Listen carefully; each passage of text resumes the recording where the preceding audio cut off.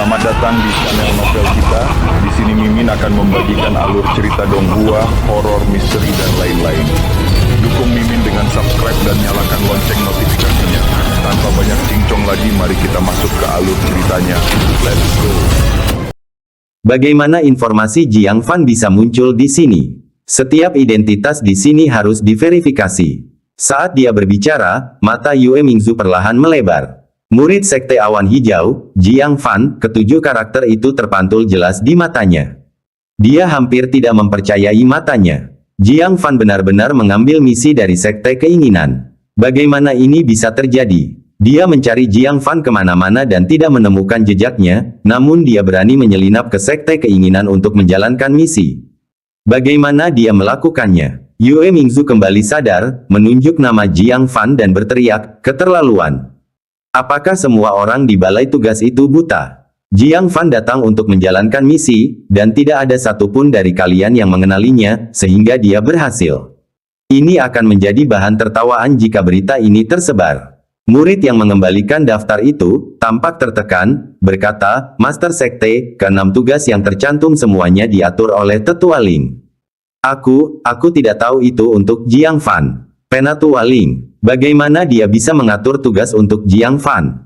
Jika dia melihat Jiang Fan, dia pasti akan menangkapnya dan menyerahkannya untuk dihukum. Tunggu. Yue Mingzu tiba-tiba teringat sesuatu, jari-jarinya gemetar saat dia menunjuk tanda tangan Jiang Fan. Apakah orang di kereta itu menandatangani nama ini? Murid itu mengangguk dan berkata, ya, daftar nama itu diedarkan di dalam kereta dan keluar dengan 6 nama. Degup, degup, degup. Tubuh Yue Mingzu bergoyang, dan melangkah mundur beberapa kali. Dia berpegangan lemah pada meja, merasakan dunia berputar. Lelaki bertopeng itu, yang disebutnya sebagai sesama penganut Tao. Dia tak lain adalah Jiang Fan. Dia menemukan keretanya secara kebetulan, tetapi tidak tahu kalau itu adalah Jiang Fan. Tidak hanya itu, dia bahkan membiarkan Tetua Agung mengusirnya. Dia membiarkannya menjalankan misi di bawah hidungnya dan berjalan pergi dengan angkuh. Yue Mingzu merasakan rasa logam di tenggorokannya. Dia begitu marah sampai hampir memuntahkan darah. Dia mengulurkan jarinya yang gemetar dan berkata, kejar. Kejar dia untukku. Sekalipun kau harus mengejarnya sampai ke ujung bumi, bawalah dia kembali. Murid itu gemetar ketakutan dan berkata, Master Sekte, Tetua Agung sudah meninggalkan kota Hasrat sekarang. Demi keselamatan, rute mereka dirahasiakan. Saya khawatir kita tidak akan bisa mengejarnya. Setelah mendengar ini, Yue Mingzu, dalam kemarahan, membalikkan meja, dadanya naik turun. Dia berteriak frustrasi, Jiang Fan. Jiang Fan, tunggu saja. Tidak ada seorang pun yang pernah membuatnya semarah ini. Tidak pernah. Sekarang tentang Jiang Fan. Tiba-tiba hawa dingin menjalar ke tulang punggungnya, dan dia tak dapat menahan diri untuk tidak mengecilkan lehernya. Aneh, apakah ada yang mengutukku? Dia bergumam pada dirinya sendiri. Baru setelah memastikan bahwa ia telah sepenuhnya meninggalkan kota keinginan, ia merasa tenang. Dia melihat Jiru Yue dan yang lainnya sedang bermeditasi dengan mata tertutup. Dia punya pikiran. Sambil meraih jubahnya, dia memberi isyarat kepada kilin kecil, keluarkan cahaya roh hijau itu. Sebelumnya, ada terlalu banyak mata di sekitar, dan itu tidak nyaman. Sekarang dia akhirnya bisa melihat dengan jelas cahaya roh hijau yang diperolehnya dari Naschen Soul Cave Mansion. Saat telapak tangannya mendingin, Jiang Fan merasakan sesuatu terwujud di tangannya. Ketika mengeluarkannya, dia tidak dapat menahan rasa terkejutnya. Itu adalah cincin zamrud, yang memancarkan cahaya hijau redup. Di dasar cincin itu terukir dua karakter kecil. Tak terbatas. Jiang Fan bergumam, sambil menaruhnya di jarinya dan berusaha memasukkan kekuatan spiritual ke dalamnya. Tetapi selain cincin menjadi sedikit lebih hijau, tidak ada perubahan lain. Aneh, bukankah artefak sihir biasa akan menunjukkan khasiatnya saat diresapi dengan kekuatan spiritual? Mungkinkah cincin ini hanya cincin biasa? Akan tetapi, memikirkan orang kikir yang bahkan diambang kematian, mencoba menelannya untuk menyembunyikannya. Ini menandakan bahwa ini pastilah harta karun yang paling penting di dalam Naschen Soul Cave Mansion. Dengan mengingat hal ini, dia membuka tirai itu dan melihat dataran luas mengelilingi mereka. Ia ingin mencari pohon sial untuk berlatih, tetapi tidak ada satu pun yang terlihat. Bingung, dia hanya bisa menatap ke langit, menyaksikan awan yang mengambang. Dia mengulurkan tangannya yang memegang cincin itu, sambil menunjuk ke atas dengan lembut. Cincin itu tidak memancarkan gelombang khusus. Hal ini membuat Jiang Fan sedikit frustrasi, tidak mungkin. Apakah aku menghabiskan semua kesulitan itu dengan Yue Mingzu hanya untuk hal yang sia-sia? Namun, tepat pada saat itu, sebuah pemandangan menakjubkan terungkap. Lapisan awan di atas kepala tampak mengalami gaya gravitasi yang sangat besar. Dengan suara keras, mereka jatuh dari langit, menghantam tanah dan berubah menjadi kabut tebal, mengalir ke segala arah. Adegan ini menyebabkan Penatua Ling, yang sedang mengemudikan kereta, menyipitkan matanya. Dia segera berdiri dan berseru, "Siapa ahli yang terhormat di sini? Tolong tunjukkan dirimu." Untuk menarik awan turun dari langit. Keterampilan surgawi macam apa ini? Dia belum pernah mendengarnya. Orang-orang yang ada di dalam kereta juga terbangun kaget, memandang dengan takjub pemandangan aneh di hadapan mereka. Awan bisa ditarik ke bawah. Teknik abadi macam apa ini? Jiang Fan linglung sejenak. Apakah ini yang baru saja dilakukannya? Tampaknya gravitasi di sekitar awan itu meningkat secara signifikan, menyebabkannya jatuh. Dia menatap cincin zamrud itu dan memikirkan kata tak terbatas. Dia samar-samar mengerti fungsi cincin itu. Itu bisa mengubah gravitasi. Dia senang dalam hati. Ini adalah kartu truf yang dapat mengejutkan orang lain. Saat menghadapi musuh yang tak terkalahkan, tiba-tiba membuat mereka menanggung gravitasi yang sangat besar setidaknya dapat membatasi tindakan mereka. Paling banter, mereka bisa terinjak sampai mati. Seperti yang diduga, tak ada yang tertinggal dari kekuatan besar jiwa baru lahir yang sederhana. Namun, Jiang Fan segera menyadari bahwa cincin itu, yang sebelumnya berwarna hijau zamrud, telah memudar secara signifikan. Jelasnya, cincin ini membutuhkan sejumlah besar kekuatan spiritual untuk mengaktifkannya sekali. Itu tidak dapat digunakan secara sembarangan. Tetapi hal ini tetap membuat Jiang Fan sangat senang. Dia berpura-pura tidak tahu apapun. Bab 300, Cincin Spiritual Misterius. Dia ragu apakah dia melihat sesuatu. Bukankah Jiang Fan sedang diburu oleh Master Sekte? Para pengikutnya masih mencari dia di seluruh kota. Bagaimana dia bisa mengambil misi dari Sekte Keinginan? Dia menatapnya lekat-lekat, wajahnya berubah sangat terkejut. Dia melihat, tertulis dengan jelas di kolom informasi, murid Sekte Awan Hijau, Jiang Fan. Siapa lagi orangnya kalau bukan Jiang Fan? Telinga Yue Mingzu berkedut. Dia sekarang memiliki reaksi refleks terhadap nama Jiang Fan. Mendengar nama itu, dia mengerutkan kening dan berkata, "Mengapa kamu menyebutkannya? Apakah kamu punya informasi tentangnya?" Dia merasa benar-benar tidak berdaya terhadap Jiang Fan. Seluruh sekte telah dikerahkan untuk mencari sepanjang malam, dan mereka bahkan tidak dapat menemukan jejaknya. Mereka hampir membalikkan tanah saat mencoba menemukannya. Dia benar-benar tidak tahu di mana itu bersembunyi. Xie Liusu tercengang hingga tak bisa berkata apa-apa, dia berulang kali menunjuk ke arah kasir yang dipegangnya. Alis Yue Mingzu berkerut lebih dalam, "Apakah kamu bisu? Sekte itu bertanya padamu, kenapa kau hanya menunjuk ke kasir?" Xie Liusu, yang seluruh tubuhnya gemetar, akhirnya berhasil berbicara, tergagap. "Jiang Fan, ada di daftar." Nama Jiang Fan ada dalam daftar. Yue Mingzu sama sekali tidak mempercayainya, menyambar daftar itu dan berkata, "Jika matamu tidak berfungsi, sebaiknya kamu mendonorkannya." Bagaimana informasi Jiang Fan bisa muncul di sini? Setiap identitas di sini harus diverifikasi. Saat dia berbicara, mata Yue Mingzu perlahan melebar. Murid Sekte Awan Hijau, Jiang Fan, ketujuh karakter itu terpantul jelas di matanya. Dia hampir tidak mempercayai matanya. Jiang Fan benar-benar mengambil misi dari Sekte Keinginan. Bagaimana ini bisa terjadi? Dia mencari Jiang Fan kemana-mana dan tidak menemukan jejaknya, namun dia berani menyelinap ke Sekte Keinginan untuk menjalankan misi.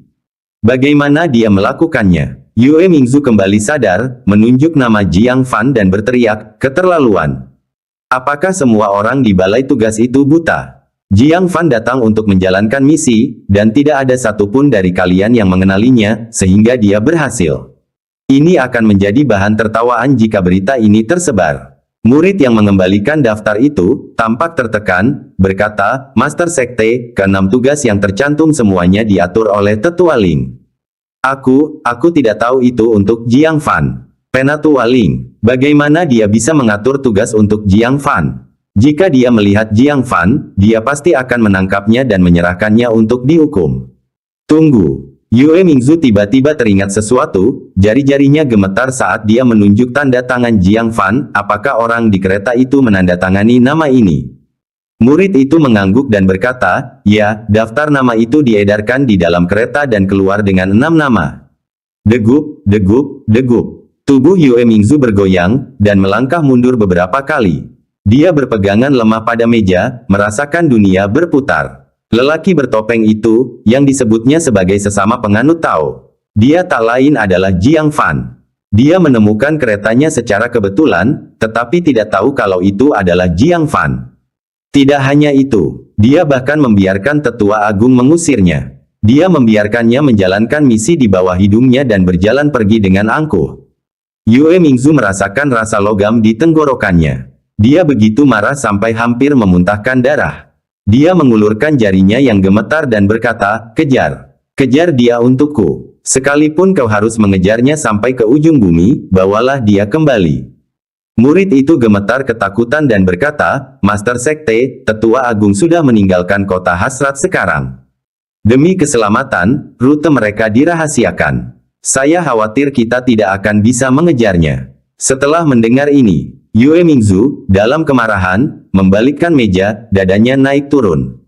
Dia berteriak frustrasi, Jiang Fan. Jiang Fan, tunggu saja. Tidak ada seorang pun yang pernah membuatnya semarah ini. Tidak pernah. Sekarang tentang Jiang Fan. Tiba-tiba hawa dingin menjalar ke tulang punggungnya, dan dia tak dapat menahan diri untuk tidak mengecilkan lehernya. Aneh, apakah ada yang mengutukku? Dia bergumam pada dirinya sendiri. Baru setelah memastikan bahwa ia telah sepenuhnya meninggalkan kota keinginan, ia merasa tenang. Dia melihat Jiru Yue dan yang lainnya sedang bermeditasi dengan mata tertutup. Dia punya pikiran. Sambil meraih jubahnya, dia memberi isyarat kepada kilin kecil, keluarkan cahaya roh hijau itu. Sebelumnya, ada terlalu banyak mata di sekitar, dan itu tidak nyaman. Sekarang dia akhirnya bisa melihat dengan jelas cahaya roh hijau yang diperolehnya dari Naschen Soul Cave Mansion. Saat telapak tangannya mendingin, Jiang Fan merasakan sesuatu terwujud di tangannya. Ketika mengeluarkannya, dia tidak dapat menahan rasa terkejutnya. Itu adalah cincin zamrud, yang memancarkan cahaya hijau redup. Di dasar cincin itu terukir 2 karakter kecil. Tak terbatas. Jiang Fan bergumam, sambil menaruhnya di jarinya dan berusaha memasukkan kekuatan spiritual ke dalamnya. Tetapi selain cincin menjadi sedikit lebih hijau, tidak ada perubahan lain. Aneh, bukankah artefak sihir biasa akan menunjukkan khasiatnya saat diresapi dengan kekuatan spiritual? Mungkinkah cincin ini hanya cincin biasa? Akan tetapi, memikirkan orang kikir yang bahkan diambang kematian, mencoba menelannya untuk menyembunyikannya. Ini menandakan bahwa ini pastilah harta karun yang paling penting di dalam Naschen Soul Cave Mansion.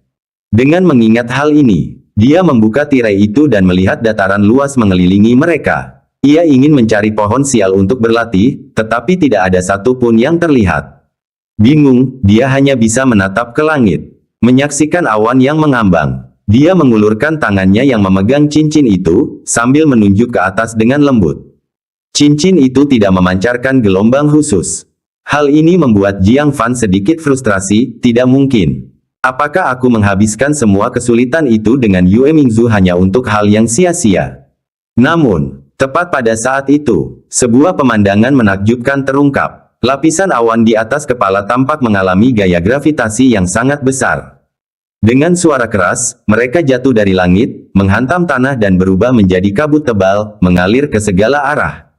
Adegan ini menyebabkan Penatua Ling, yang sedang mengemudikan kereta, menyipitkan matanya. Dia segera berdiri dan berseru, siapa ahli yang terhormat di sini? Tolong tunjukkan dirimu. Untuk menarik awan turun dari langit. Keterampilan surgawi macam apa ini? Dia belum pernah mendengarnya. Orang-orang yang ada di dalam kereta juga terbangun kaget, memandang dengan takjub pemandangan aneh di hadapan mereka. Awan bisa ditarik ke bawah. Teknik abadi macam apa ini? Jiang Fan linglung sejenak. Apakah ini yang baru saja dilakukannya? Tampaknya gravitasi di sekitar awan itu meningkat secara signifikan, menyebabkannya jatuh. Dia menatap cincin zamrud itu dan memikirkan kata tak terbatas. Dia samar-samar mengerti fungsi cincin itu. Itu bisa mengubah gravitasi. Dia senang dalam hati. Ini adalah kartu truf yang dapat mengejutkan orang lain. Saat menghadapi musuh yang tak terkalahkan, tiba-tiba membuat mereka menanggung gravitasi yang sangat besar setidaknya dapat membatasi tindakan mereka. Paling banter, mereka bisa terinjak sampai mati. Seperti yang diduga, tak ada yang tertinggal dari kekuatan besar jiwa baru lahir yang sederhana. Namun, Jiang Fan segera menyadari bahwa cincin itu, yang sebelumnya berwarna hijau zamrud, telah memudar secara signifikan. Jelasnya, cincin ini membutuhkan sejumlah besar kekuatan spiritual untuk mengaktifkannya sekali. Itu tidak dapat digunakan secara sembarangan. Tetapi hal ini tetap membuat Jiang Fan sangat senang. Dia berpura-pura tidak tahu apapun melompat keluar dari kereta dan melihat sekeliling dengan heran apa yang terjadi. Penatua Ling berkata dengan sungguh-sungguh, seorang ahli yang kuat telah bergerak. Serangan tadi, bahkan seniman bela diri formasi inti tingkat menengah mungkin tidak dapat menahannya. Jiang Fan mengusap dagunya. Dia memiliki pemahaman awal tentang kekuatan destruktif serangan gravitasi. Katanya, kalau begitu, ayo cepat kita keluar dari sini. Agar tidak mengganggu ahli itu. Namun, Penatua Ling sedikit mengernyit. Jika kami ingin pergi, saya khawatir itu tidak akan mudah. Dia menatap ke kejauhan. Gumpalan debu raksasa, seperti naga kuning yang terbang ke angkasa. Terlihat jelas. Jiang Fan memperhatikan dengan saksama. Itu adalah sekelompok murid yang berpakaian seragam. Di dada mereka semua terdapat lambang pola guntur. Mungkinkah ini sekte petir sejati yang legendaris, yang paling misterius dari 9 sekte? Tapi sangat cepat, pupil mata Jiang Fan mengecil. Sebab, di antara murid-murid itu, dia melihat sosok yang sangat familiar. Bab 301 Su Yining. Dia mengenakan pakaian sekte awan hijau. Di antara para pengikut sekte petir sejati, dia tampak menonjol. Gaun panjang hijau muda yang elegan dengan sempurna menonjolkan lekuk tubuhnya yang menawan. Wajahnya yang halus, tanpa riasan apapun, cukup memukau untuk membuat semua orang takjub. Di antara para pengikut sekte guntur sejati, dia menonjol seperti burung bangau di antara ayam-ayam. Beberapa pengikut sekte keinginan tidak dapat menahan diri untuk tidak memperhatikannya. Mata Jiru Yue berbinar, dan dia memuji dengan tulus, sungguh adik perempuan yang cantik. Bahkan di sekte hasrat kita, dia akan menjadi salah satu wanita tercantik. Sekte hasrat dikenal karena para lelaki tampan dan wanita cantiknya. Namun kecantikan wanita di hadapan mereka tetap membawa daya tarik yang tak tertandingi. Jiru Yue memandanginya berulang-ulang, semakin lama semakin menyukainya. Tiba-tiba matanya berbinar, lalu dia menoleh ke arah Jiang Fan dan berkata, "Kakak senior, apakah kamu menyukai adik perempuan ini? Kalau begitu, bagaimana kalau aku membantumu membuat koneksi?" Sepanjang perjalanan, Jiang Fan tidak berbicara kepada mereka. Jiru Yue belum mendapat kesempatan untuk berkenalan dengannya. Sekarang tampaknya ini kesempatan yang bagus. Jiang Fan merasa geli sekaligus tak berdaya, nadanya sedikit rumit saat dia berkata, "Tidak perlu, tidak ada takdir di antara kita." Hah? Jiru Yue yang peka, segera merasakan ada yang tidak beres dan bertanya, "Kakak senior, apakah kamu mengenalnya?" Tatapan mata Jiang Fan juga berubah menjadi rumit, "Kita lebih dari sekedar saling mengenal. Jika bukan karena ucapannya, lebih baik aku mati daripada menikah dengan Jiang Fan di masa lalu." Kehidupan mereka mungkin mengambil jalan yang sangat berbeda. Jadi, mereka memang saling kenal. Tepat saat Jiru Yue ingin menyelidiki lebih jauh, Penatua Ling angkat bicara, "Jadi itu adalah teman Dao dari sekte petir sejati." Dia menghela napas lega sedikit. Di kelompok sekte petir sejati, orang yang duduk di depan di atas kuda adalah seorang pria setengah baya botak dengan tanda petir hitam di dahinya. Kulitnya pucat dan tidak ada bulu di tubuhnya. Bahkan alis pun tidak. Dia tampak aneh. Tetapi aura yang dipancarkannya sungguh mengesankan. "Jadi itu Penatua Ling," katanya sambil tersenyum. "Kupikir ada harta karun besar yang muncul di sini." Wajahnya menampakkan senyum. Namun penglihatan sekelilingnya terpaku pada titik-titik air di tanah, penuh kecurigaan. Dari kejauhan mereka dapat melihat dengan jelas pemandangan ajaib awan-awan yang berjatuhan. Tanpa diduga, mereka menemukan kelompok sekte keinginan ketika bergegas mendekat. Penatua Ling terkekeh, jika ada harta karun yang besar, apakah aku masih akan berada di sini menunggu kedatanganmu? Saya sudah lama ingin mengambil harta karun itu dan melarikan diri. Dengan baik, pria setengah baya botak itu berpikir sejenak dan kemudian bertanya, jadi apa yang terjadi di sini sekarang? Apakah Penatua Ling punya petunjuk? Penatua Ling tersenyum kecut dan menggelengkan kepalanya, saya juga ingin tahu. Fenomena awan jatuh, saya belum pernah mendengarnya. Penatua Jin, jika Anda punya petunjuk, mohon jujur dan bagikan. Jiang Fan mendengarkan mereka berdua mengalihkan pembicaraan. Dia menganggapnya lucu secara diam-diam. Tak seorang pun di antara mereka punya petunjuk, dan kalaupun ada, mereka tak akan pernah membaginya satu sama lain. Penatua Jin menyadari bahwa dia telah mengajukan pertanyaan yang berlebihan. Tidak mau menyerah, ia terus mencari di antara tetesan air di kudanya. Baru setelah tetesan air itu menguap sepenuhnya, dia menghela napas dan berkata lagi, sepertinya itu hanya fenomena alam. Dia menatap Tetua Ling dan kemudian menatap keenam murid di dalam kereta. Mata Tetua Jin berbinar, dan dia tersenyum, Tetua Ling, apakah Anda akan mengajak murid-murid Anda untuk berpartisipasi dalam pencerahan Dao Hutan Pedang di Sekte Pedang Segudang? Aku juga. Bagaimana kalau kita pergi bersama? Penatua Ling menangkupkan kedua tangannya dan berkata, saya menghargai kebaikan Penatua Jin. Tetapi murid-muridku semuanya lemah.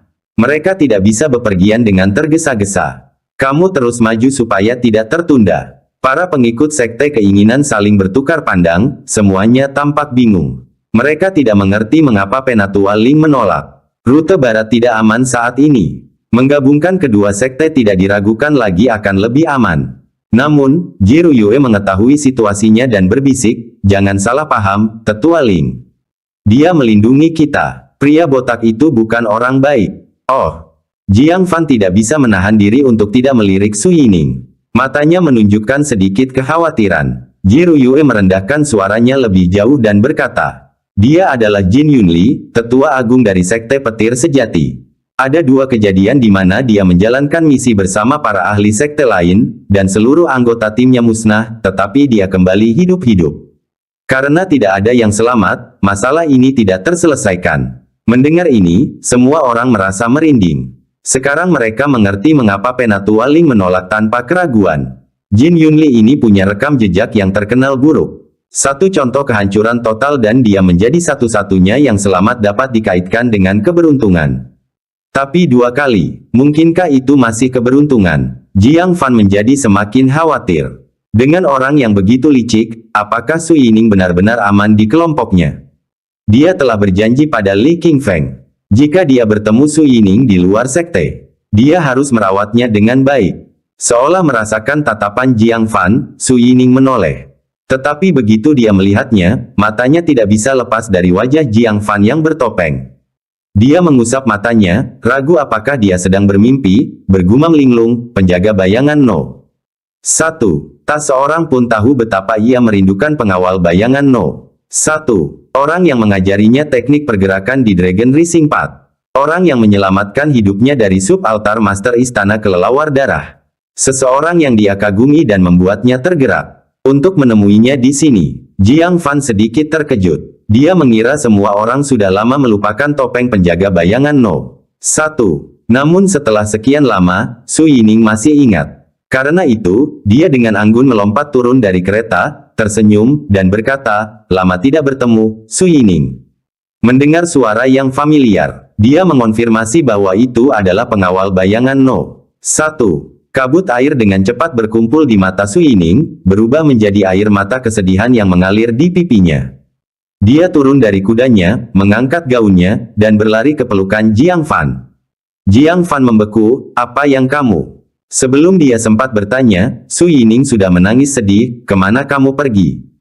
Aku kembali ke Lonely Boat City tapi tidak dapat menemukanmu dimanapun. Hanya dia yang tahu berapa kali dia merindukan pengawal bayangan No. 1 setelah bergabung dengan Sekte Awan Hijau. Terutama setiap kali dia merasa dirugikan, dia akan memikirkan kebaikan pengawal bayangan No. 1. Kali ini, dia dibayangi oleh Su Yuran dan Chen Xining. Dia kembali ke Lonely Boat City dengan perasaan sedih. Berharap dapat bertemu No. Satu Shadow Guard sekali lagi, lalu menenangkan diri dan berangkat lagi. Namun, jalan menuju kebangkitan naga telah lama ditutup. Tangga yang familiar itu tanpa disadari telah mengumpulkan lapisan debu, dan beberapa laba-laba kecil diam-diam menjalin jaring di sudut-sudutnya. Di jalan tempat dia pernah menyelamatkannya. Nenek yang berjualan kue masih ada di sana, dan anak-anak masih berceloteh di sekitar lelaki tua yang membuat patung gula. Segalanya terasa seperti baru kemarin. Kecuali sosok penjaga bayangan No. 1 yang hilang. Ternyata, segala sesuatunya telah berubah sementara orang-orangnya tetap sama. Dunia ini luas, tetapi dia tidak punya tempat untuk kembali. Jadi dia bepergian jauh. Mendengar Su Yining menangis semakin keras dalam pelukannya, Jiang Fan merasa bingung. Di rumah Su selama 10 tahun. Ini pertama kalinya dia melihat Su Yining menangis sejadi-jadinya. Setelah ragu-ragu sejenak, dia dengan lembut menepuk punggungnya dan berkata, "Jangan menangis. Gurumu, Tetua Li, sangat khawatir padamu." Mendengar ini, air mata Su Yining akhirnya berhenti sedikit, dan dia tampak malu. "Aku pergi dengan sengaja, menyebabkan masalah bagi tuanku. Setelah kembali dari Sekte Pedang Segudang, aku akan kembali ke Sekte Awan Hijau." Jiang Fan merasa lega. Dia melirik para pengikut Sekte Petir Sejati dan berkata, "Ikutlah denganku dalam perjalanan ini. Akan lebih mudah bagi kita untuk saling menjaga." Su Yining tersenyum di sela-sela tangisannya, sambil mengangguk berulang kali, "Oke. Inilah yang benar-benar diinginkannya. Adik Su, apakah kamu akan pergi begitu saja?" Namun seorang murid tampan di samping Jin Yunli mengangkat alisnya. "Jangan lupa, kami menyelamatkan hidupmu." Bab 302, menggunakan kebaikan untuk bertindak sombong. Anugerah yang menyelamatkan hidup. Jiang Fan menatap Su Yining dengan bingung. "Apakah Anda pernah menghadapi bahaya sebelumnya?" Su Yining mengangguk, wajahnya menunjukkan ekspresi ketakutan yang masih ada, dan berkata, "Beberapa hari yang lalu, ketika menyeberangi Sungai Nu di wilayah Sekte Binatang Roh, aku bertemu dengan binatang iblis air yang ganas yang hampir menenggelamkan perahu yang aku tumpangi. Untungnya, Tetua Jin memimpin murid-murid Sekte Petir Sejati ke dekatnya dan menangkis binatang buas itu dengan sambaran petir. Begitulah cara saya berhasil menyelamatkan hidup saya." Binatang iblis air di Sungai Nu. Mungkinkah itu naga banjir jahat sisik merah? Binatang ini datang dan pergi tanpa jejak, membuatnya sulit untuk dilukai secara efektif di dalam air. Namun guntur merupakan pengecualian. Sekejap guntur di air dapat melukai naga banjir jahat sisik merah manapun dalam jarak 100 kaki. Kalau saja Jiang Fan sebelumnya telah mengolah 3 bayangan petir murni, dia tidak akan bersusah payah untuk memikat dan membunuh naga banjir jahat sisik merah. Dia menangkupkan kedua tangannya ke arah Jin Yunli. "Terima kasih, Tetua Jin, karena telah menyelamatkannya." Jin Yunli memaksakan senyum, "Kenapa harus berterima kasih padaku? Jika kamu ingin mengucapkan terima kasih kepada seseorang, biarkan gadis itu yang mengucapkan terima kasih kepadaku." Su Yining tidak bergeming dan membungkuk, "Saya berterima kasih kepada Tetua Jin karena telah menyelamatkan saya dan merawat saya selama beberapa hari terakhir ini. Aku akan membalas kebaikan ini dengan nyawaku. Jika ada sesuatu yang kau butuhkan, aku akan melewati api dan air tanpa ragu. Sekarang, aku tidak akan mengganggumu lagi." Kata-katanya tulus dan tepat, tidak menyisakan ruang untuk sanggahan. Mata Jin Yunli menyipit. Dia tidak pernah ikut campur dalam urusan orang lain. Dia menyelamatkan gadis ini dengan mengonsumsi kekuatan guntur karena muridnya, Lu Xi, menyukai penampilannya. Sekarang, setelah melihat cinta lamanya, dia ingin pergi setelah melemparkan dirinya ke pelukannya. Bukankah itu akan membuat mereka tampak seperti orang bodoh? Akan tetapi, sebagai tetua agung, dia tidak dapat berdebat dengan muridnya. Dia harus membiarkan Lu Xi menanganinya sendiri. Pria muda yang tampan dan tinggi itu adalah Lu Xi.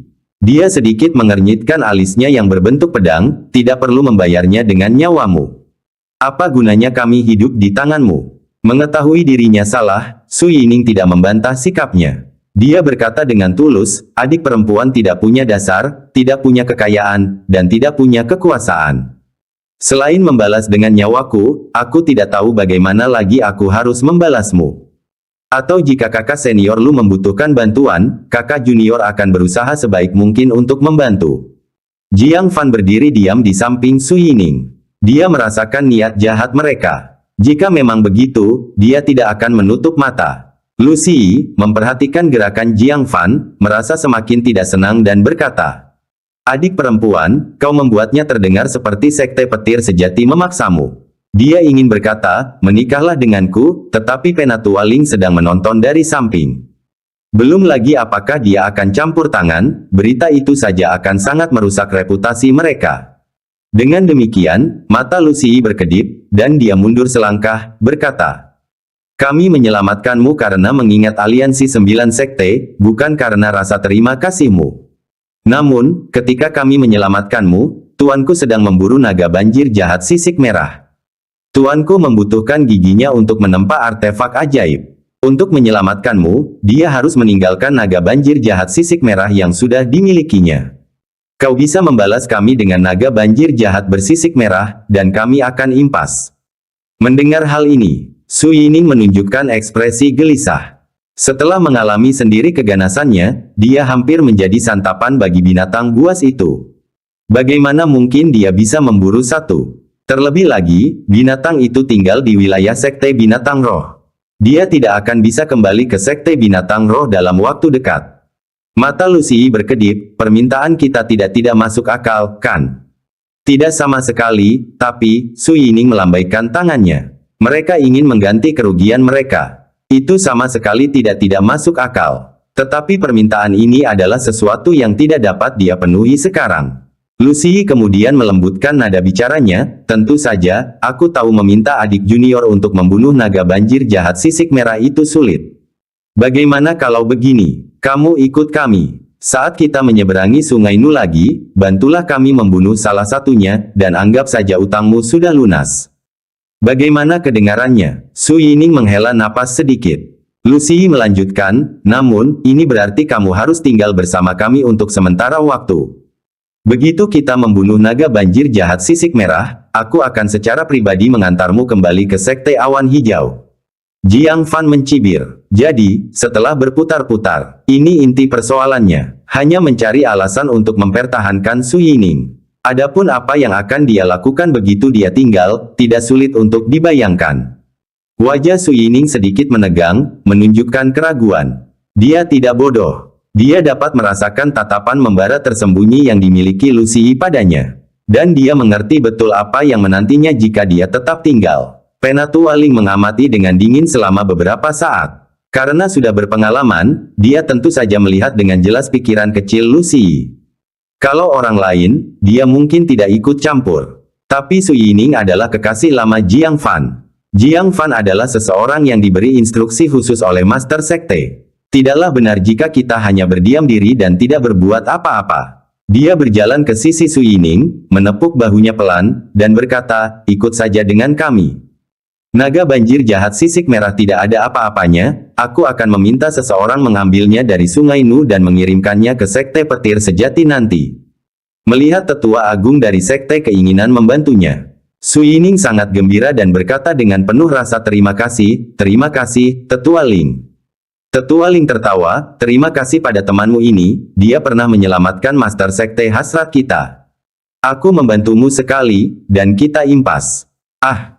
Su Yining menatap Jiang Fan dengan kaget. Master Sekte Keinginan merupakan sosok yang begitu disegani. Bahaya macam apa yang dihadapinya sehingga dia membutuhkan pengawal bayangan No. 1 untuk menyelamatkannya. Setelah lama tidak melihatnya, kekuatan pengawal bayangan No. 1 tidak hanya tidak menurun tetapi malah semakin mengagumkan. Matanya berbinar karena kagum. Layak menjadi lelaki yang memberinya rasa aman hanya dengan memikirkannya. "Penatua Ling, kau terlalu banyak ikut campur." Suara Jin Yunli berubah dingin. Melihat murid kesayangannya hampir menjerat Su Yining. "Penatua Ling ikut campur. Apa, bukankah kau menginginkan naga banjir jahat bersisik merah?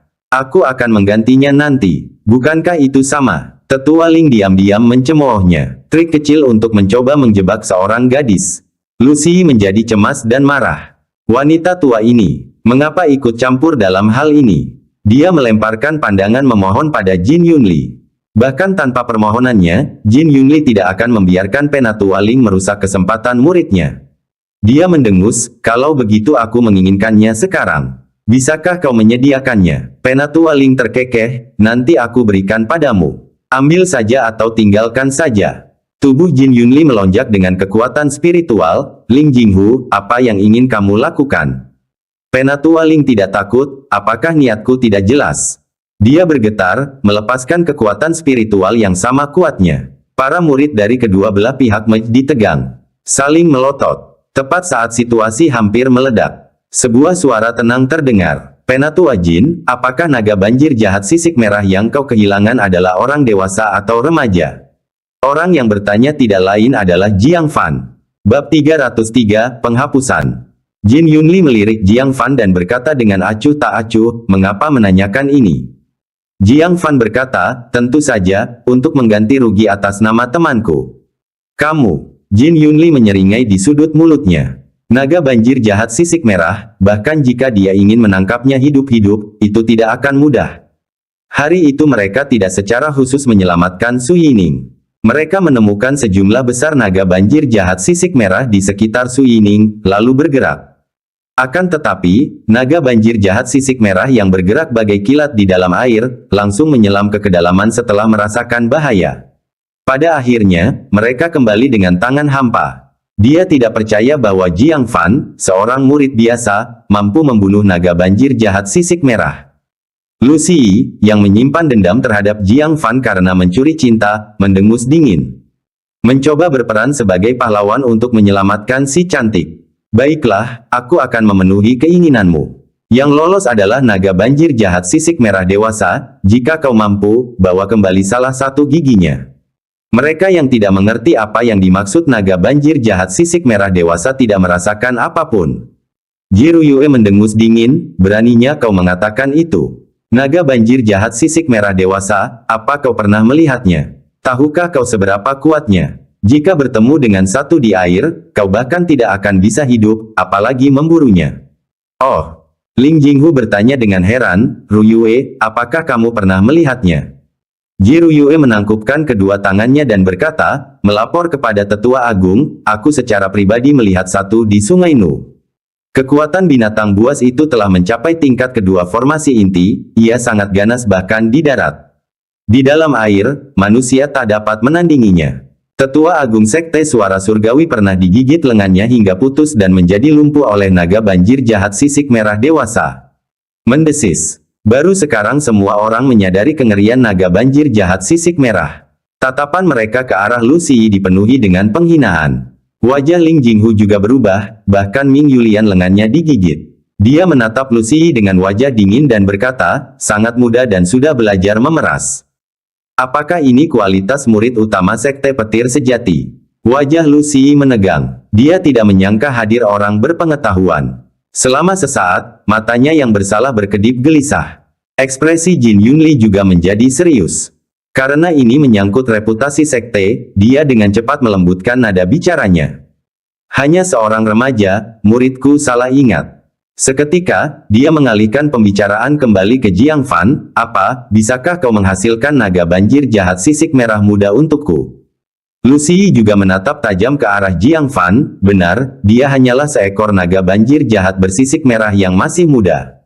Jadi apa? Kau bicara seakan-akan kau bisa memburunya. Jiru Yue tak dapat berhenti memikirkan Jiang Fan dalam benaknya. Pria bertopeng di sini, dia tidak tahu apakah dia bisa melakukannya.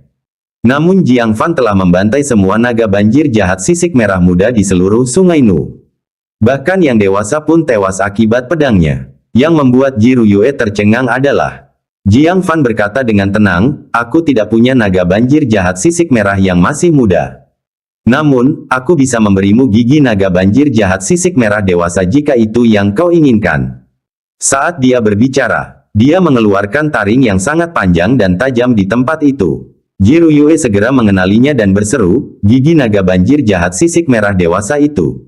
Mengapa kamu memilikinya? Bukankah itu diambil oleh Jiang Fan? Tunggu. Dia menatap tajam ke arah Jiang Fan, tiba-tiba menyadari sesuatu, dan tak dapat menahan diri untuk tidak terkesiap. Mungkinkah orang di depannya ini adalah Jiang Fan? Mendengar ini, wajah semua orang berubah drastis. Apakah ini benar-benar gigi naga banjir jahat sisik merah dewasa? Dan yang dewasa, hanya dengan melihatnya saja, Anda dapat mengetahui bahwa ini adalah material bermutu tinggi untuk peralatan pemurnian. Ling Jinghu juga terkejut dan penuh keraguan tentang bagaimana Jiang Fan mendapatkannya. Melihat Jiang Fan hendak memberikannya pada Jin Yunli, dia merasa tidak senang dan berkata, target mereka adalah gigi naga banjir jahat sisik merah yang masih muda. Memberi mereka gigi dewasa terlalu baik untuk mereka. Jangan berikan pada mereka. Hari ini, aku akan melindungimu, mereka tidak akan berani bertindak gegabah. Jiang Fan menangkupkan kedua tangannya dengan rasa terima kasih, dan berkata, terima kasih, Tetua Ling. Tetapi, dia lalu menatap Jin Yunli. Dengan santai melemparkan gigi itu kepadanya. Jin Yunli buru-buru menangkapnya dan setelah merasakannya dari dekat, memperlihatkan ekspresi terkejut. Itu memang gigi naga banjir jahat sisik merah dewasa. Terlebih lagi, bahannya masih segar, yang terbaik untuk menyempurnakan artefak sihir yang dibutuhkannya. Hal ini membuatnya gembira. Namun dia masih menunjukkan ekspresi bingung, menyipitkan matanya, kamu ingin mengganti kerugian kita dengan ini. Jiang Fan terkekeh tanpa basa-basi, apakah kau menganggapku bodoh? 100 naga banjir jahat sisik merah muda tidak akan sanggup menandingi satu gigi dewasa. Jin Yunli tertawa canggung, mencengkeram gigi itu erat-erat, tidak ingin mengembalikannya kepada Jiang Fan. Dia menyipitkan matanya, jadi apa maksudmu? Gigi naga banjir jahat sisik merah dewasa ini untukmu, tapi hutang antara kamu dan Su Yining sudah lunas. Kata Jiang Fan dingin. Sekadar mengganti kerugian tidak akan menghentikannya untuk memberikan bantuan penyelamatan nyawa di kemudian hari. Lebih baik menyelesaikan semuanya sekaligus. Untuk menghentikannya agar tidak selalu mengingini Su Yining. Lu Si panik, karena semakin menyukai Su Yining selama beberapa hari terakhir. Bertekad untuk menjadikannya wanita miliknya. Sekarang dia benar-benar bebas untuk pergi. Semudah itukah untuk mengimbangi bantuan yang menyelamatkan nyawa? Lu Si buru-buru berteriak. Namun saat dia baru saja bicara, Jin Yunli memotongnya. Dengan senyum lebar, dia cepat-cepat berkata, tentu saja. Mulai sekarang, aku tidak akan menyebut-nyebut tentang bantuan penyelamat nyawa itu lagi. Dibandingkan dengan membantu seorang murid mendapatkan seorang wanita. Menukarkannya dengan gigi yang tak ternilai harganya untuk memurnikan artefak sihir tingkat atas bagi dirinya sendiri, bukankah itu 10 kali, 100 kali lebih baik? Tuan, Lu Si memanggil dengan tergesa-gesa. Wajah Jin Yunli berubah serius, dia memarahi, diam. Keputusan guru, bagaimana Anda bisa mempertanyakannya? Kemudian, dia menyeringai pada Su Yining, kamu cukup beruntung. Untuk bertemu dengan seorang pria yang bersedia melakukan banyak hal untukmu. Utang antara kita sudah lunas. Pergi. Dia tertawa terbahak-bahak dan pergi. Lu Si menatap penuh kerinduan pada Su Yining yang cantik. Lalu melotot tajam ke arah Jiang Fan. Akhirnya, dengan sangat enggan, ia mengejar tuannya. Saat anggota Sekte Guntur Sejati benar-benar pergi, Ling Jinghu menghela napas panjang, menatap Jiang Fan dengan tatapan melembut. Di tengah dunia yang penuh dengan orang-orang licik, perbuatan Jiang Fan sungguh luar biasa. Kemudian dia menatap Su Yining dengan rasa iri yang tulus, dan berkata dengan penuh arti, Nona Su cukup beruntung. Mata Su Yining berbinar, menatap penjaga bayangan No. 1, suaranya sedikit tercekat. Mengapa kamu begitu bodoh? Meskipun dia tidak tahu nilai gigi naga banjir jahat sisik merah dewasa. Tapi melihat senyum riang Jin Yunli, tak ragu memarahi murid kesayangannya. Jelas itu tak ternilai harganya. Namun penjaga bayangan No. 1 menggunakannya untuk membalas budi yang telah menyelamatkan hidupnya. Jiang Fan berkata dengan acuh tak acuh, itu hanya objek eksternal, keselamanmu di atas segalanya. Dia sudah memiliki Sorrow Frost, 2 gigi yang tersisa memang tidak banyak gunanya. Menggunakan mereka untuk menyelesaikan masalah Su Yining cukup bermanfaat. Mari ikut saya. Dia melompat ke atas kereta. Su Yining sangat tersentuh. Dia berbicara begitu ringan, tapi di dunia ini, selain orang tua, siapa lagi yang rela menyerahkan hal yang begitu berharga demi dia? Dia akhirnya mengerti perasaan dimanja oleh Jiang Fan, seperti yang dialami Chen Xilin dan Su Yuran. Memikirkan hal itu, sedikit rasa masam menyurut dalam hatinya. Jika pengawal bayangan No. 1 adalah Jiang Fan, betapa hebatnya itu. Namun dia tahu, tidak ada kata, jika, di dunia ini. Sejak saat dia mengancam akan membunuh untuk menolak perjodohan itu, tidak ada hasil di antara mereka. Nona Su, silakan naik, suara Ling Jinghu mengingatkan, membawa Su Yining kembali ke dunia nyata. Dia menggelengkan kepalanya, menghentikan dirinya dari pikiran lebih jauh. Melihat ke cakrawala, pada debu yang berterbangan karena kelompok sekte petir sejati yang pergi, dia teringat sesuatu. Menunjukkan ekspresi terima kasih, berkata, untungnya, Penatua Ling menolak untuk bepergian bersama mereka. Jika tidak, kamu akan mendapat masalah besar. Bab 304 Menyembuhkan Raja Pedang. Oh, Ling Jinghu bertanya dengan heran, kenapa? Wajah Su Yining menunjukkan rasa jijik saat dia berkata, belum lama ini, mereka bertemu dengan seorang tetua yang terluka parah oleh binatang iblis. Alih-alih menyelamatkannya, mereka malah mengambil pedangnya. Kemudian, mereka menemukan bahwa pedang ini sebenarnya adalah senjata sihir tingkat atas, dan mereka menyadari bahwa mereka telah menyebabkan bencana besar. Senjata ajaib tingkat atas. Ling Jinghu menarik napas dalam-dalam.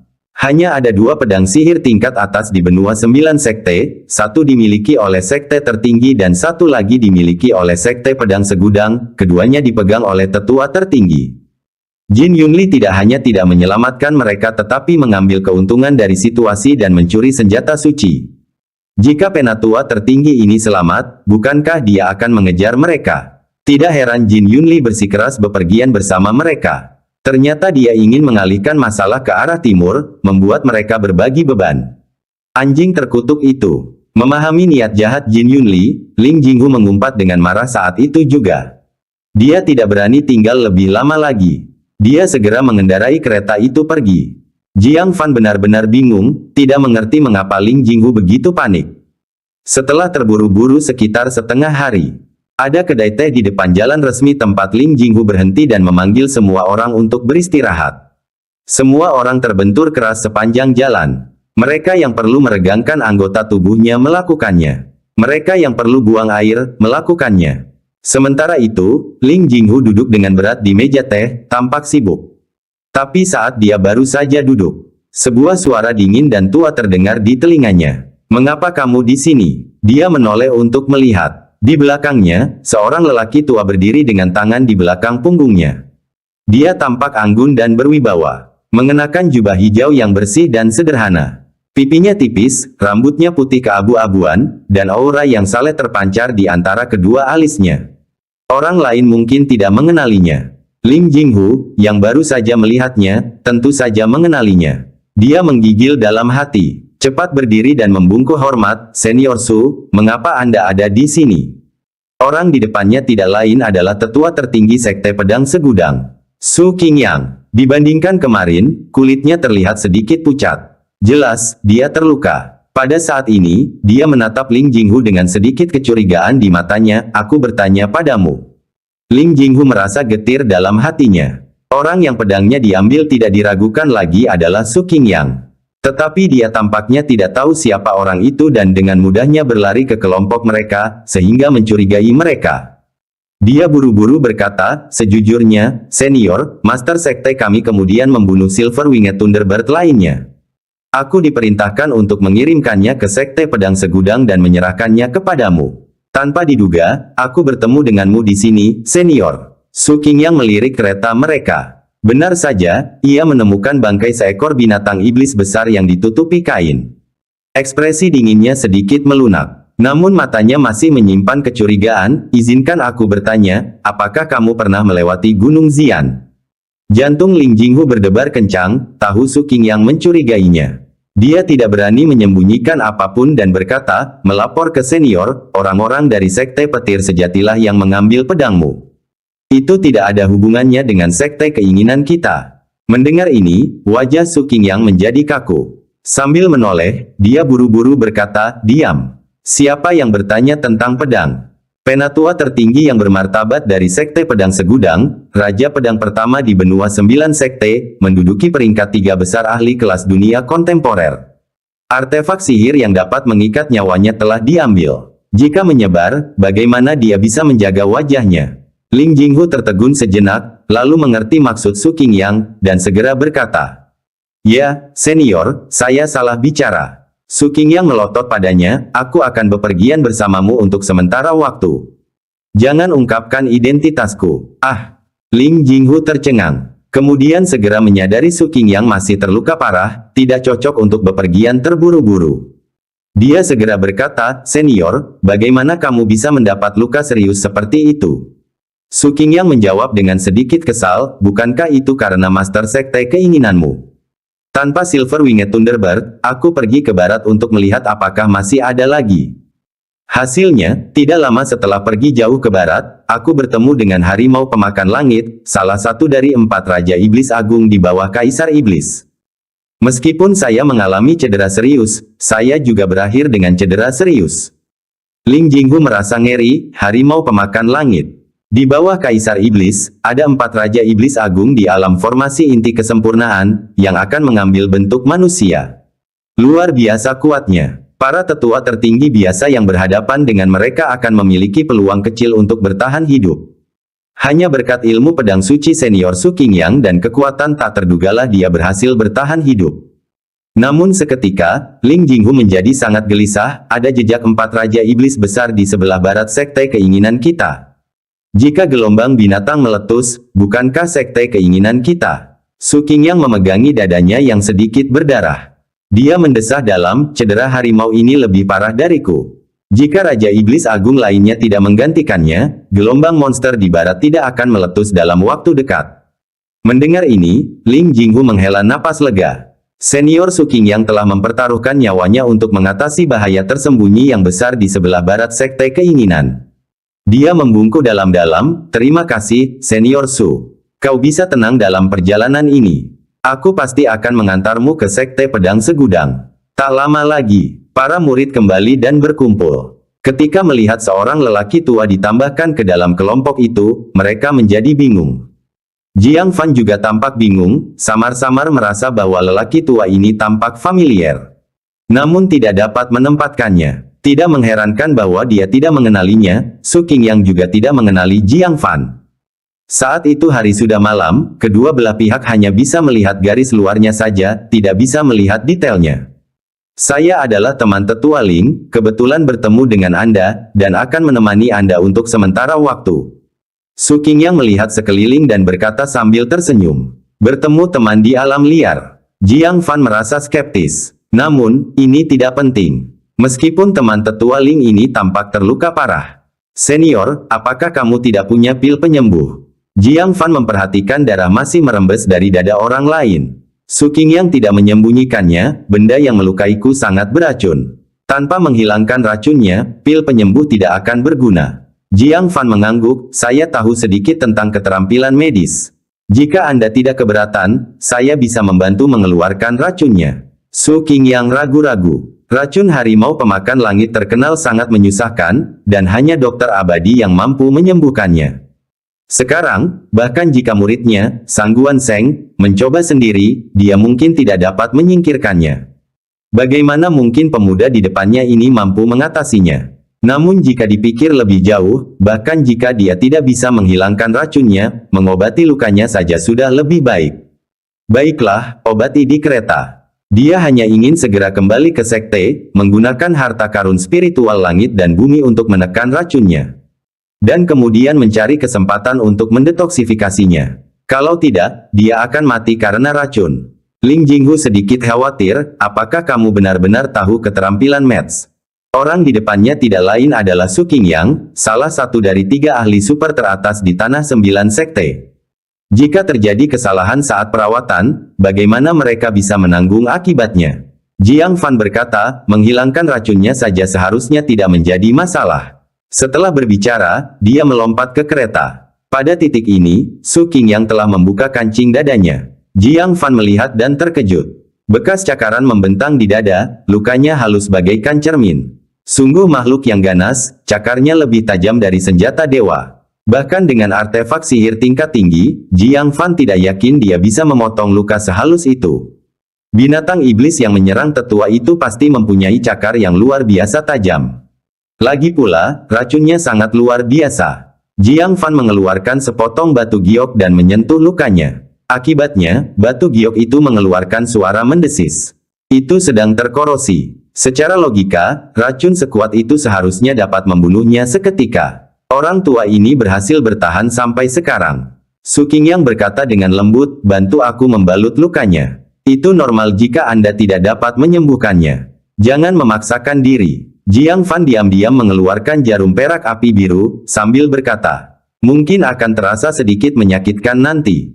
Bersabarlah. Su Qingyang tersenyum kecut. Benar-benar pemuda yang keras kepala. Sayangnya, sikap keras kepala saja tidak dapat menyembuhkan racun ini. Tidak perlu, perban saja. Tunggu. Su Qingyang tiba-tiba duduk, matanya menatap tajam ke arah jarum perak di tangan Jiang Fan. Dengan ekspresi terkejut dan bertanya-tanya. Mengapa kamu memiliki jarum perak milik Dokter Abadi? Bab 305, mengajarkan teknik kontrol pedang. Sang Dokter Abadi adalah teman lamanya. Jadi dia mengenali jarum perak api biru secara sekilas. Jiang Fan terkejut bahwa sesepuh ini memiliki pengalaman yang begitu luas dan dapat mengenali asal-usul jarum perak. Dia mengeluarkan jarum perak itu satu persatu sambil berkata, itu diberikan kepadaku oleh tabib suci Sangguan. Dokter Surgawi Sangguan, seperangkat jarum perak yang sangat berharga itu dia berikan kepada seorang pemuda. Su Qingyang merasakan gelombang kesedihan, orang tua, kamu tidak memiliki penerus. Peralatan jarum perak kesayanganmu semasa hidup, sekarang sedang diacak-acak oleh murid-muridmu setelah kematianmu. Kamu pasti sangat sedih di kuburanmu saat ini, bukan? Memikirkan hal ini, dia berkata, anak muda, aku juga sangat menyukai set jarum perak ini. Bisakah kau berpisah dengan mereka dan menjualnya kepadaku? Mintalah apapun yang kamu inginkan. Ia ingin mengambil jarum perak itu dan memberikannya kepada seseorang yang dapat dipercaya. Itu adalah hal terakhir yang dapat dia lakukan untuk teman lamanya. Ling Jinghu, yang duduk di samping dan tidak berani bernapas, merasa terkejut. Ini adalah janji dari orang terkuat di tanah 9 sekte. Menukar seperangkat jarum perak dengan janji seperti itu bagaikan kue yang jatuh dari langit. Matanya merah karena iri. Jiang Fan tertegun sejenak, lalu berkata tanpa berpikir, hadiah dari seorang teman lama, bagaimana aku bisa menjualnya kepada orang lain?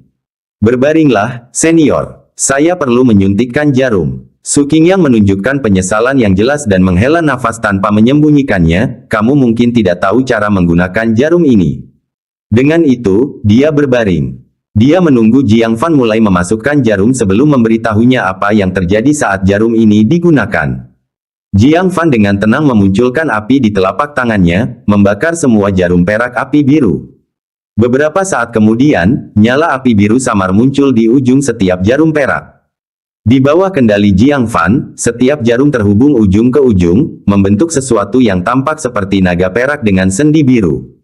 Pemandangan ini membuat mata Su Qingyang kabur sejenak. Lalu matanya yang tua terbelalak, kau, bagaimana mungkin kau tahu cara menggunakan jarum ini? Metode ini sama persis dengan yang digunakan Dokter Abadi saat itu. Jiang Fan tidak menjawab, malah berkonsentrasi penuh memanipulasi jarum perak dan menusukkannya ke titik akupuntur yang sesuai. Momen berikutnya, aliran darah hitam legam menyembur keluar dari dada Su Qingyang, menghantam langit-langit kereta. Dengan desisan, langit-langit kayunya langsung terkorosi dan berlubang. Cahaya matahari masuk melalui lubang-lubang, menimbulkan bintik-bintik cahaya yang bersinar di wajah Su Qingyang yang tercengang. Baru setelah Jiang Fan menarik kembali jarum-jarum itu dan meletakkannya kembali ke dalam kotak giok, Su Qingyang tampak terbangun dari mimpi. Merasa racun mematikan terkuras dari tubuhnya, dia menunjukkan ekspresi terkejut yang luar biasa, kamu. Keheranannya tak terlukiskan kata-kata. Racun mematikan dari harimau pemakan langit, dan ada orang lain selain Dokter Abadi yang dapat menyembuhkannya. Tidak heran Sangguan Seng memberinya jarum perak api biru, ternyata, bocah ini adalah seorang tabib surgawi yang berbakat alami. Hatinya dipenuhi dengan kenyamanan yang mendalam. Orang tua bodoh, kau pasti menyeringai lebar sekarang, bukan? Su Qingyang mengenang. Kemudian, dia menatap Jiang Fan dengan tatapan lembut.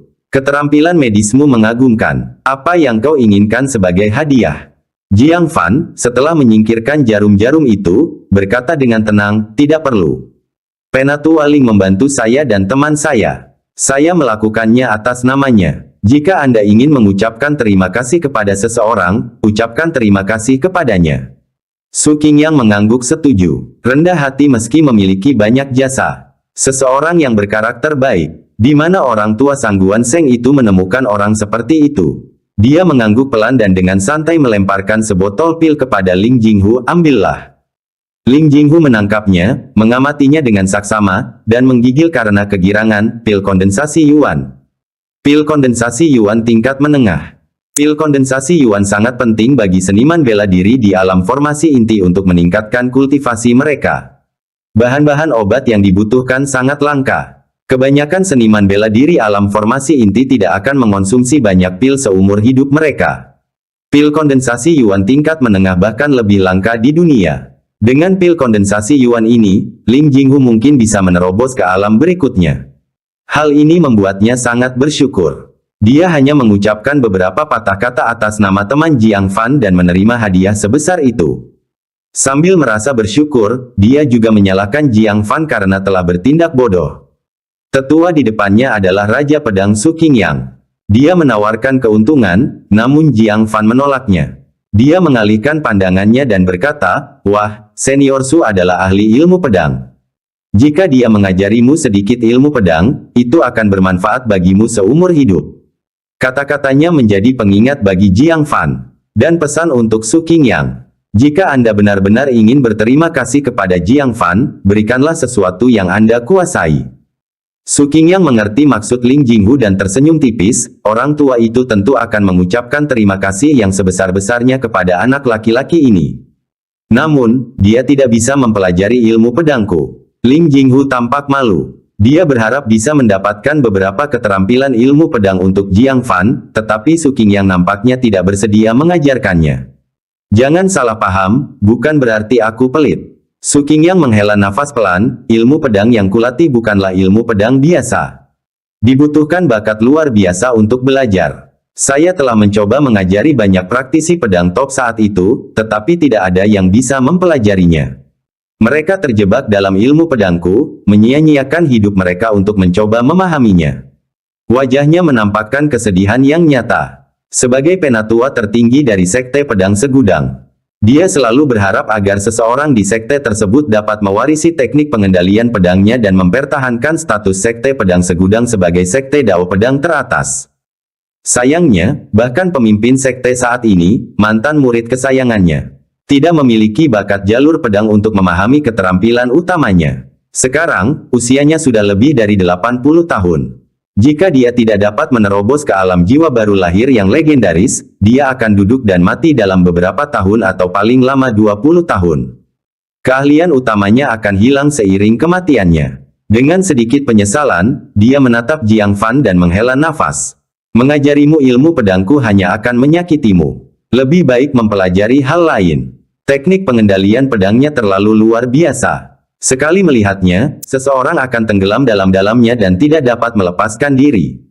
Sangat mudah untuk membuang banyak waktu dan berakhir tanpa hasil apapun.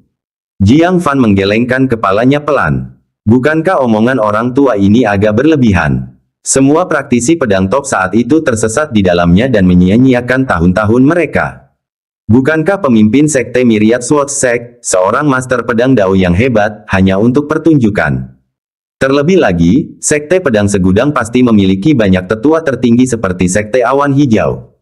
Apakah mereka semua tidak mampu? Mendengar kata-kata yang tidak dapat diandalkan itu, Jiang Fan makin tidak berminat menerima keuntungannya.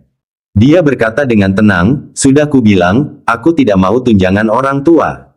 Cukup ucapkan terima kasih kepada tetua Ling." Su Qingyang mengangkat alisnya. Jiang Fan tidak mempercayainya. Tapi itu normal. Tanpa menyaksikan teknik pengendalian pedang secara langsung, siapapun akan mengira bakat jalur pedang mereka unik. Hanya setelah mempelajari teknik pengendalian pedang, mereka baru menyadari betapa biasa-biasa saja mereka dalam menghadapi medan pedang. Dia mendesah pelan, "Baiklah, aku akan memberimu jilid pertama. Bawalah untuk dipelajari. Hanya untuk melihat-lihat. Jika Anda tidak dapat memahaminya, jangan berkecil hati, mengerti?" Sambil berkata demikian, dia mengeluarkan setengah buku panduan pedang dan melemparkannya kepada Jiang Fan. Jiang Fan menangkapnya dengan ekspresi yang tidak bisa dijelaskan. Mungkinkah hal itu dibesar-besarkan? Melihat setengah volume buku panduan pedang ini tampaknya tidak dapat diandalkan. Ya, waktunya habis. Bersambung ya bos. Besok kita lanjut lagi, oke?